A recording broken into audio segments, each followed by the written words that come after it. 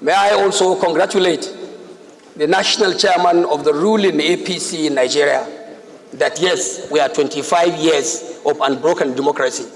Mr. Ganduje, my boss, I congratulate the party and the nation at large. Distinguished ladies and gentlemen, it is obvious to mention that in every process that is meant to serve the people, you are virtually going to look at the disposition of the people, the aspirations of the people, and work in that direction. I want to say, Your Excellency, my respected colleagues, without fear of any contradiction, that we have done quite good in the delivery of the good and the expectations of the people of this country.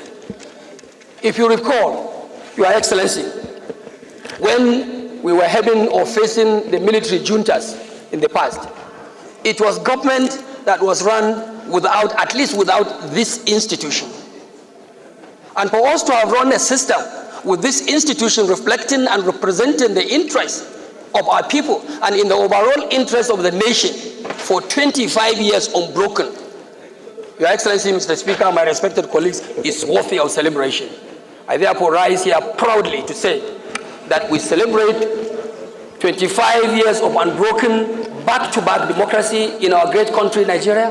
And this institution has actually contributed immensely to the development of democracy in Nigeria. Thank you. We have come through a lot of things, and we have done a lot of legislation, Mr. Speaker, honorable members, that have really aided the public participation and also aided placement of Nigeria in the right corner in the face of democracy in the Committee of Nations in the globe. Your Excellency, Mr. Speaker, distinguished ladies and gentlemen, I cannot sit down without actually thanking this National Assembly for some of the very serious legislation that we have painstakingly taken in the interest of our people and the interest of the nation. Your Excellency, the Petroleum Industry Bill, which was passed into law, and now Petroleum Industry Act, Your Excellency, Mr. Speaker, honorable members, is one legislation that each and every one of us here must individually and collectively be proud of. We have put our nation as an oil-producing country in the committee of other oil-producing countries in the nation, an OPEC member, leading OPEC member, and we are now going by a legal framework that actually places Nigeria in the best position when you are talking of oil production and oil sales in the global world. Okay. Other legislation, Mr. Speaker, that I don't have to necessarily hammer on, but look at, for instance, the Nok to Yon to Run. Nok to Run to Yan bill that was passed by this House and by this House and by extension by the National Assembly is also one very good legislation that brought about the younger ones, the brilliant ones from various shades of life, shades of experiences, whose experience are actually coming to pay a lot of good here on the floor of the House of Representatives. All right, we have given the young ones an opportunity to come and work with us, and they are working with us in good direction, and they are contributing seriously to the development of this country and to the legislative duties we are doing here. Your Excellency, I want to put also to the table that while we congratulate ourselves, that we must also charge ourselves. Charge ourselves by looking inward and looking at those areas where we should act and make Nigeria greater in the democratic process that we are running. Your Excellency, I want to put it before you as chairman of the Constitutional Review Committee that the issue of local government independence in Nigeria is one issue that must not be negotiated. Coincidentally, you are to chair the Constitutional Review Committee. I want that committee to be headed by you or being headed by you and this institution to take seriously the issue of local government autonomy, the insecurity problems we have, the banditry, the economic challenges we face all over in this country, Mr. Speaker, is born out of malfunction in the local government administration system. We have the Constitution which specifies that we have 3 tiers of government. And as long as we want these 3 tiers of government to function effectively and be able to address problems at the grassroots levels, then local governments must be allowed to operate as independent tier of government for the benefit of. I feel your passion. Speaker, and if I allow you, the government must also try to do more in the area of security. Thank you.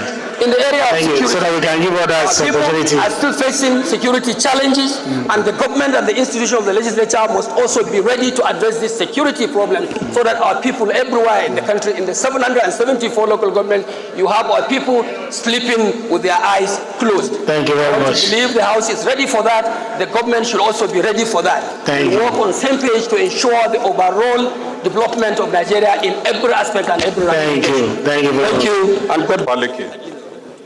I represent Ikeja Federal Constituency, which happens to be the capital of Lagos, and that is democracy. Without democracy, there is no way. Somebody from me, like me from Kogi State, will be representing the capital of the most advanced state in this country. That is democracy. Democracy has allowed us as a people to be here. For democracy have got to know so many other Nigerians like us, so many other constituencies. I'm sure seated here we're over 300 different tribes, mother tongues. Yet we allow debates openly and give and take. That is democracy.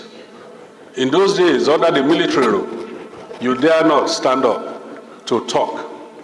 Even in the media, you will be arrested for doing what you think is right.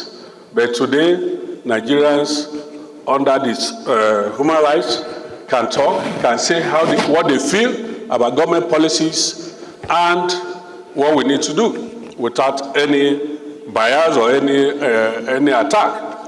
Democracy has given us, even in the past, when we had issue in this country where former President Yar'Adua died, we had this doctrine of necessity. That was democracy. Without democracy, there was no way such a thing could have happened. I think that for us as a country, we are grateful to God for giving us these 25 years of unbroken democracy.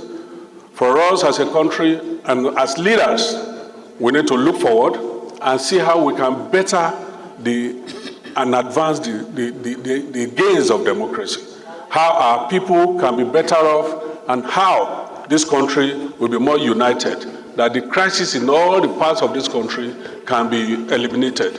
Thank you very much, and God bless. Thank you, Honorable.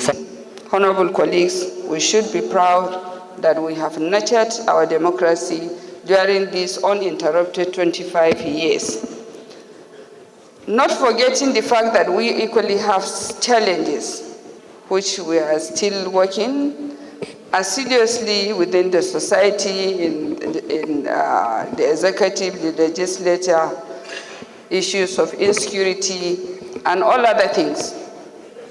I think we should all sit up to see that we use this same democracy that gives us the power to be involved in the process of government, to work hard to see that we face all these challenges and find solutions to it.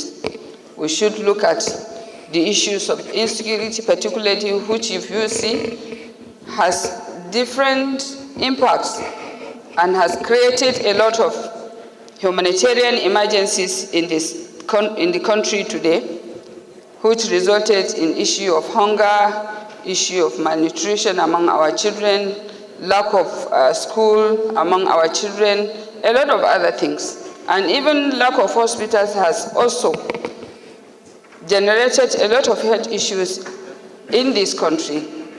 And if you look at it, when we are talking about hunger or lack of physical health, the lack of mental health is one of the major issues that we should face during this period of our democracy, because it involves a lot of other things. It is all over. You can see it in children, in schools, everywhere. And this all resulted as a result of the fact that people have always been awake and are threatened with a lot of insecurity issues, ranging from kidnapping, from bandits, herders, Boko Haram, and a lot of others. And the IPOB everywhere. If you go to the northeast, to the southwest, to the south-south, to the north-central, everywhere you will find one sort of insecurity or the other. Okay. And this is one thing we should as a legislator, sit down, look at it, revisit, and then work hard to see that next year, when we are celebrating our 26th year of uninterrupted democracy, we should say we are happy that we can sleep outside with our eyes closed. Thank you, Your Excellency. Thank you. I know that the man that was moving the Point of order, Mr. Speaker. was to draw attention to himself. Point of order, Mr. Speaker. We would like to give you opportunity to say something, not based on your point of order. Let's hear you, Honorable Agocha, please. While you are doing that, we recognize our leaders, the leaders of the nation who are here. We recognize the Secretary to the federal government. We recognize the leader of our party, the chairman, national chairman of our party, the friend of the parliament, who is also the governor of Borno State. Recognize the leadership of the party. I've seen my own chairman from the southeast, who is in charge of our party in the south, Honorable Enuku, also former presiding officers and other government officials. Proper recognitions will be